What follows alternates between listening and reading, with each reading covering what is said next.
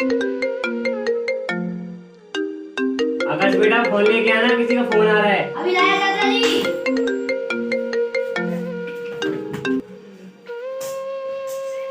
लो चाचा जी।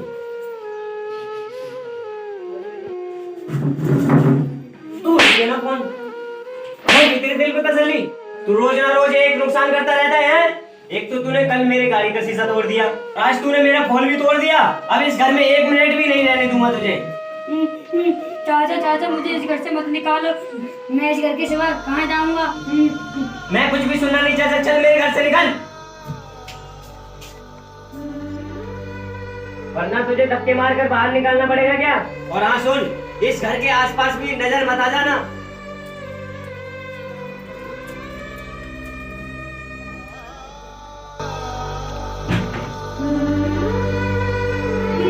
चाचा मैं इस घर के सिवा कहाँ जाऊंगा।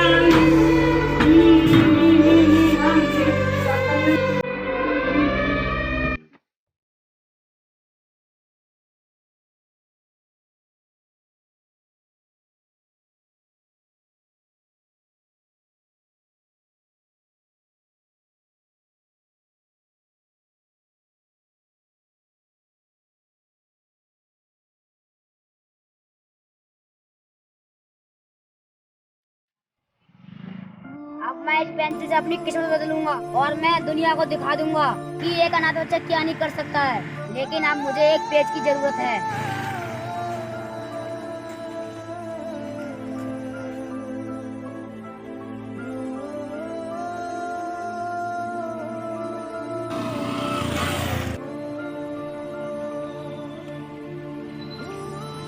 ये गाड़ी रखो। ये मुझे बहुत तेज भूख लग रही है, मुझे कुछ पैसे दे दो। छोटू ये 200 रुपये पेट भर कर खाना खा लेना और रुपए बचे उन्हें संभाल कर रख लेना। छोटू मैं चलता हूँ।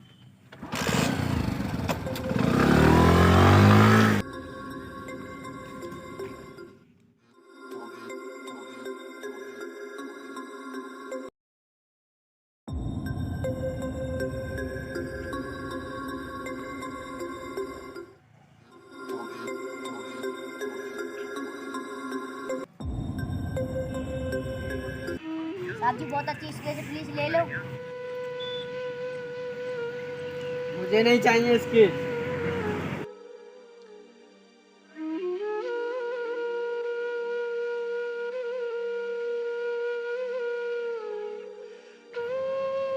साहब जी स्केच ले लो, बहुत अच्छी स्केच है।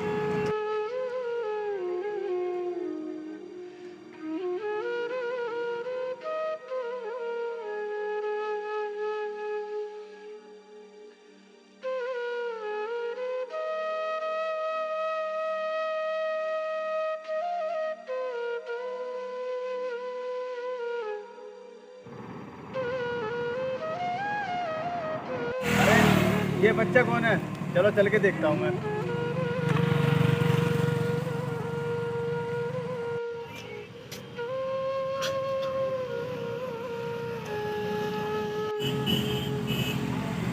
भैया बहुत अच्छी तस्वीर है, प्लीज ले लो। सुबह से बेच रहा हूँ और कोई भी नहीं खरीद रहा है। अरे छोटू बहुत अच्छी ड्राइंग है तुम्हारी। क्या नाम है तुम्हारा और कहाँ रहते हो? ये मेरा नाम आकाश, मैं यहीं फुटपाथ पर रहता हूँ। अरे छोटू तुम यहाँ फुटपाथ पर क्यों रहते हो?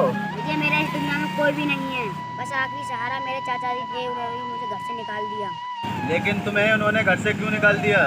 भैया मुझसे एक छोटी सी गलती हो गई।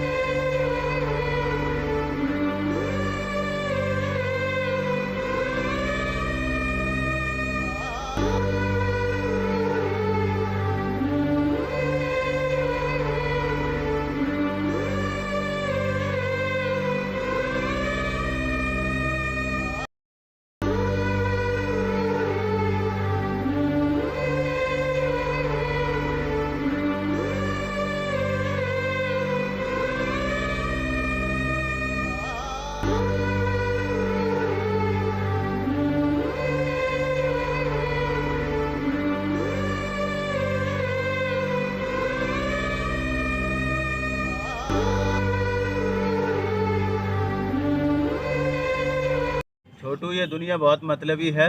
पैसों के लालच में आकर ये रिश्ते नाते सब भूल जाते हैं।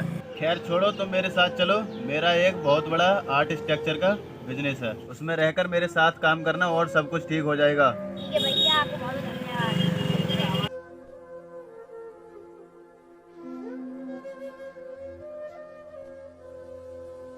देखो आकाश, अब इस बिल्डिंग का स्केच पूरी तरीके से बनकर तैयार हो चुका है। और हाँ, सबसे एक जरूरी बात, इस आर्ट स्ट्रक्चर के बिजनेस में हम आपको आकाश नहीं बल्कि राजू नाम से पुकारेंगे, ठीक है? ये लो। देखो राजू, अगर हमें पहले से अच्छी अर्निंग करनी है तो इस बिल्डिंग का अच्छी तरीके से स्ट्रक्चर बनाना होगा। ठीक है सर, आप चिंता न करें, हम इस बिल्डिंग का अच्छे से स्ट्रक्चर तैयार करेंगे। ठीक है सर, मैं इस बिल्डिंग का एक पिक ले लेता हूँ। Hello sir. सर, आपने मुझे जिस शॉपिंग मॉल का स्ट्रक्चर तैयार करने के लिए कहा था ना, वो अब पूरी तरीके से तैयार हो चुका है। सर, एक बार इसे देख लीजिए। थैंक यू राजू, आपने इस स्केच को तैयार करके बहुत अच्छा काम किया है। अब इस स्केच के हमें 5 करोड़ रुपए मिलेंगे। अब हमें अमीर होने से कोई नहीं रोक सकता।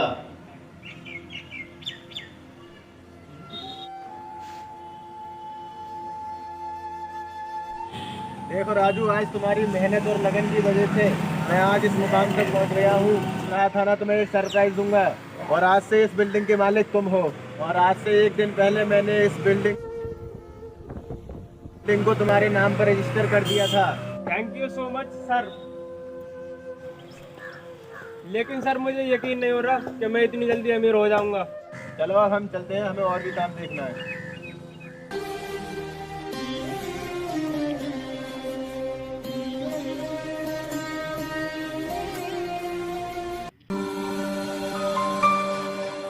एक मिनट सर, ये तो मेरे चाचा जी हैं।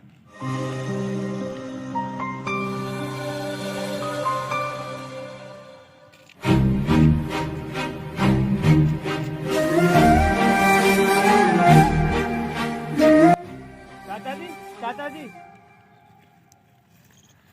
चाचा जी, आप क्या हालात बना रखी है आपने? उठो बेटा। अरे चाचा जी, आपकी जगह मेरे पैरों में नहीं, मेरे दिल में है। मैंने आपको कहाँ कहाँ नहीं ढूंढा।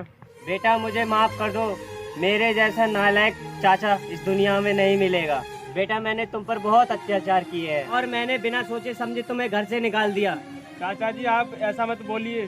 घर चलो, आप मुझे मेरे पिता से भी बढ़कर हैं। आप मेरे लिए भगवान जैसे हैं। और चाचा, मैंने अपने पिताजी को नहीं देखा है, हमेशा मैंने आपको ही अपने पापा जैसे माना है। लेकिन चाचा जी, उस दिन आप मुझे घर से नहीं निकालते तो मैं आज इस मुकाम तक नहीं पहुंच पाता।